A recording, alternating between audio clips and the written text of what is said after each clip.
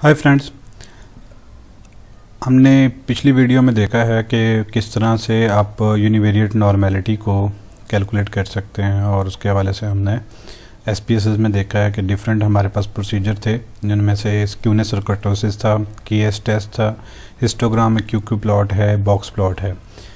इस वीडियो में हम ये जानने की कोशिश करेंगे कि डिफरेंट बुक्स के अंदर जो है नॉर्मेलिटी के हवाले से क्या क्या डिटेल्स अवेलेबल हैं। चूँकि बहुत सारी वीडियोस में ये होता है कि ये तो बताया जाता है कि कैलकुलेट कैसे किया जाता है, लेकिन जब हमारे पास जो वैल्यूज़ आती हैं उनका हमें रेफरेंस प्रोवाइड करना होता है तो उसमें हमें समटाइम मुश्किल फेस करना पड़ती है। तो उसके हवाले से हम डिफरेंट बुक्स में देखते हैं। यहाँ पे मैंने कुछ बुक्स के रेफरेंस जो हैं वो मेंशन किए हैं। सबसे पहले हम बात कर लेते हैं स्टैट्स विकी जो वेबसाइट है उसकी बात कर लेते हैं। इसको मैं ओपन कर लेता हूँ। उसके बाद एंडी फील्ड की बुक में हम देखेंगे advanced and multivariate statistical methods जो बुक है।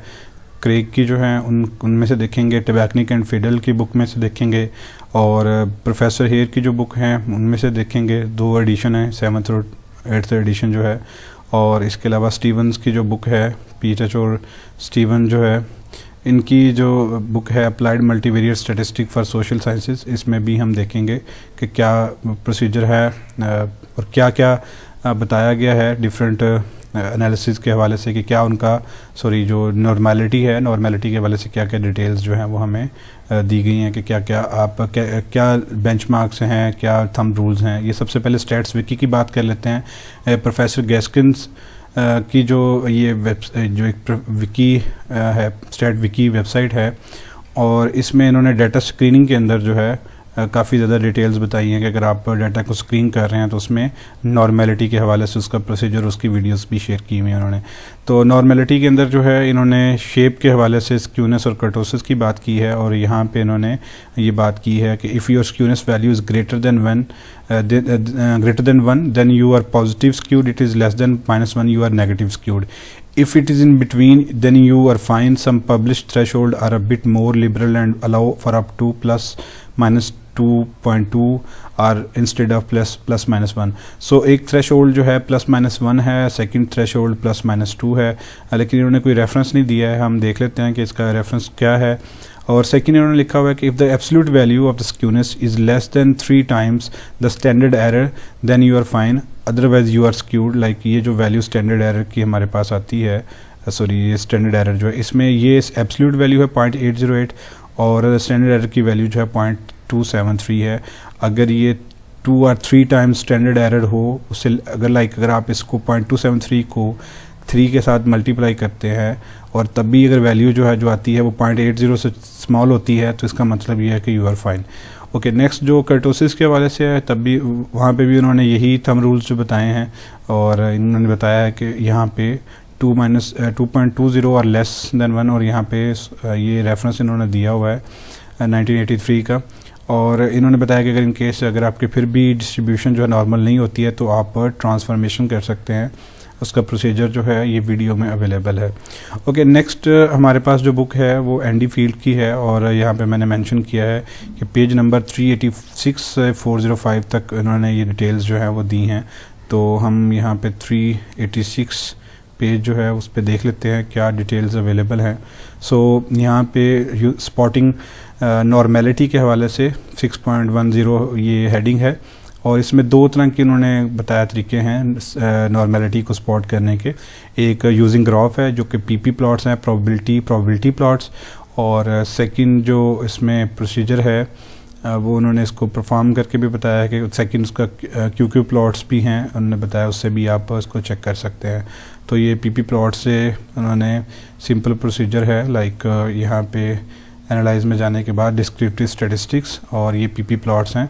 ये सिंपली उन्होंने जिस वेरिएबल की हमने लास्ट वीडियो में है सोशल परसीव स्ट्रेस की बात की थी, तो इसी को सिंपली आपने सेंड करके ओके कर देना है, तो आपके पास जो है वो पीपी प्लॉट शो हो जाएंगे। इसमें डाटा जो है ऑलमोस्ट इसी के ऊपर ही फॉल कर रहा है। अगर आप फिर भी इसको देखना चाहते हैं तो एलिमेंट्स के अंदर जो है शो डाटा लेबल्स, तो इसके थ्रू आप चेक कर सकते हैं कि कौन सा जो नंबर है, यहाँ पे ये नंबर सारे शो हो जाएंगे आपको, कौन सा नंबर जो है वो उसके ऊपर फॉल नहीं कर रहा, उसको आप चेक कर सकते हैं। सो ये डिटेल इन्होंने फ्राहम की है। इसमें कुछ बातें जो इन्होंने सेकंड उन्होंने बताया कि using numbers to spot normality, हमने भी यही बात की थी कि दो ही प्रोसीजर हैं, या तो आप हिस्टोग्राम, पीपी प्लॉट और क्यूक्यू प्लॉट से आप चेक कर सकते हैं। सेकंड जो प्रोसीजर है वो है नंबर्स के थ्रू जो है आप उसको कर सकते हैं। नंबर्स में हमने दो चीज़ें डिस्कस की थी, एक स्क्यूनेस और कर्टोसिस, सेकेंडली हमने केएस टेस्ट की बात की थी।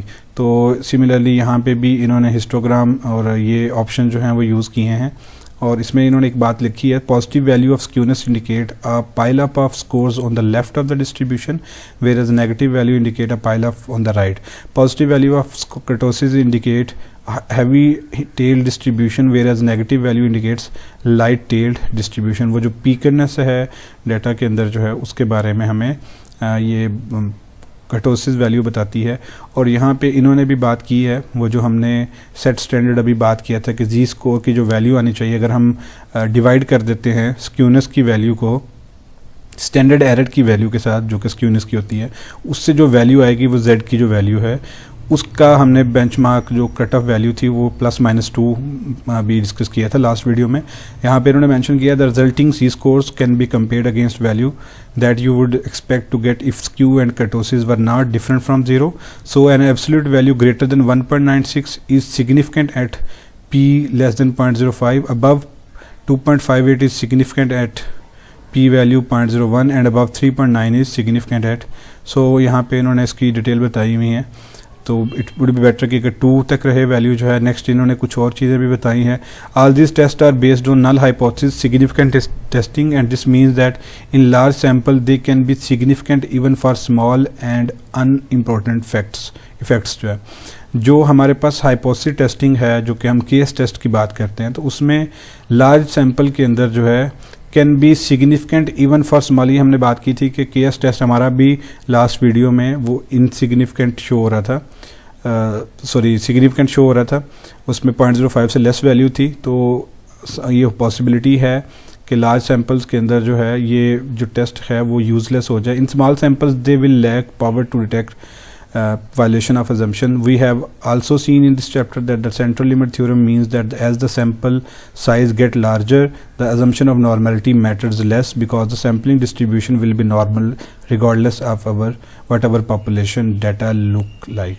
so अगर इनका ये मानना है, और central limit theorem का भी इन्होंने रेफरेंस दिया है एंडी फील्ड ने, कि अगर डाटा आपका जो है वो लार्ज हो जाता है तो ये लेस मैटर करता है कि आपके जो डाटा की जो डिस्ट्रीब्यूशन है वो क्या है, और normality is more likely to be significant and make us worry about and correct for something that doesn't need to be corrected for are worried about। so the best advice is that if your sample is large, then don't use significant test of normality like KS test, Kolmogorov-Smirnov test या Shapiro-Wilcoxon test जो है। in fact don't worry too much about the normality at all। in small samples pay attention if your significant tests are significant but resist being lulled into a false sense of security if they are not। so इनका ये मानना है। इसके अलावा इन्होंने Kolmogorov-Smirnov test के बारे में मज़ीद भी यहाँ पे डिटेल्स दी हुई हैं। in larger samples you should certainly not do them। instead look at the shape of the distribution, visually intercept the value of the skewness and kurtosis statistic and possibly don't even worry about normality at all। so इनका भी मानना यही है कि आप large samples के अंदर distribution के बारे में ज़्यादा शेप के ऊपर फोकस करें, ना कि आप टेस्ट के ऊपर फोकस करें, क्योंकि बहुत सारे पर्सन्स जो हैं वो कोशिश करते हैं कि Kolmogorov-Smirnov टेस्ट के थ्रू जानने की कोशिश करें। तो इनका मानना ये है कि आपको लार्ज सैम्पल्स के अंदर जो है इसकी परेशान होने की ज़रूरत नहीं है। सो ये डिटेल्स इनकी तरफ से फ्राहम की गई हैं। You can convert the G score to G score by dividing by their standard error. So हमने ये चीज़ करके देख ली है। नेक्स्ट इन्होंने यहाँ पे ये पर्सन है Kolmogorov जिन्होंने इसका आइडिया दिया था और केस टेस्ट का जो है, और ये उन्होंने डिफरेंट इसकी डिटेल्स बता दी किस तरह से आपने रिपोर्ट करना है। और नॉर्मेलिटी अगर आप ग्रुप्स के अंदर चेक कर रहे हैं, जैसे कि अगर आप इंडिपेंडेंट सैम्पल टेस्ट परफॉर्म कर रहे हैं या अगर आप अनोवा टेस्ट परफॉर्म कर रहे हैं, तो उसमें हमारे पास ग्रुप्स होते हैं 2 ग्रुप्स हो सकते हैं, मोर देन 2 ग्रुप्स हो सकते हैं, तो उसमें आप विद इन ग्रुप्स जो है वो नॉर्मेलिटी चेक करते हैं। और उसका प्रोसीजर जो है वो सिंपल ही होता है कि जब आप एनालाइज में जाते हैं, यहाँ पे डिस्क्रिप्टिव स्टैटिस्टिक्स में एक्सप्लोर में आपने जो फैक्टर लिस्ट होती है, इसमें आपने लाइक अगर आप मेल और फीमेल में देख रहे हैं तो फिर आप मेल और फीमेल को यहाँ पे फैक्टर लिस्ट में रखेंगे।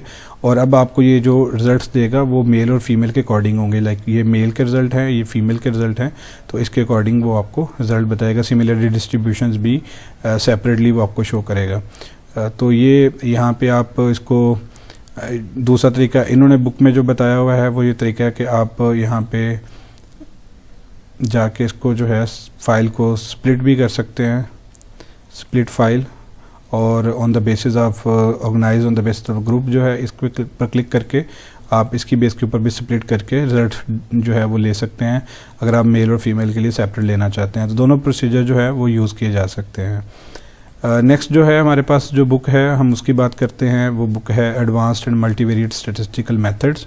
और इसमें देखते हैं कि इन्होंने क्या डिटेल्स बताई हैं। इन्होंने पेज नंबर यहाँ पे जो इसका मेंशन है 32 पेज नंबर है।